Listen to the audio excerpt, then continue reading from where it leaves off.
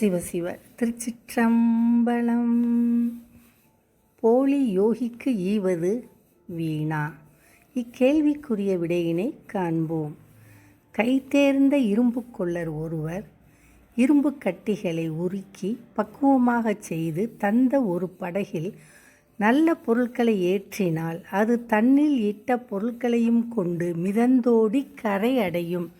இவ்வாறே சிவபிரான் திருவருளோடு பொருந்தியிருக்கும் ஞான ஆசிரியரிடம் உபதேசம் பெற்ற சிவயோகி தமக்கு ஈந்தவனை பிறவி கடலில் ஆளாது சென்று கரை சேர வைப்பர். உருக்கி வார்க்கப்படாத இரும்பு பயன்தரும் ஒரு பொருளாக ஆக்கப்படாதது போல தக்க ஞானாசிரியரிடம் உபதேசம் பெறாத வேடதாரிகளும் தீயோர் ஆவர், பயன்படுபவர் ஆகார்.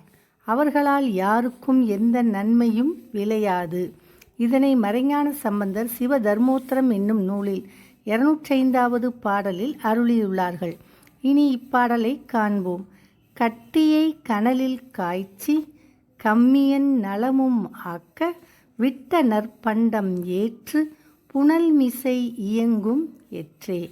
ஒட்டிய குறவன் ஓதும் ஒரு பொருள் உணர்ந்தார் அற்றே. கட்டியை கடுப்பர் காட்டும் கடவுளை உணரா கையர். இப்பாடலில் வரும் கனல் என்பது நெருப்பு, கம்மியன் என்றால் கொல்லன் என்று பொருள், புனல்மிசை என்றால் நீரின் மீது என்று பொருள், ஒட்டிய என்றால் ஒன்றிய என்று பொருள், குறவன் என்றால் சிவஞானி என்று பொருள், கடுப்பர் என்றால் ஒப்பர் என்று பொருள், கையர் என்றால் கீழோர் என்று பொருள். இப்பாடலின் மூலம் போலி யோகிக்கு ஈவது வீண் என்று நாம் உணரலாம். திருச்சிற்றம்பலம்.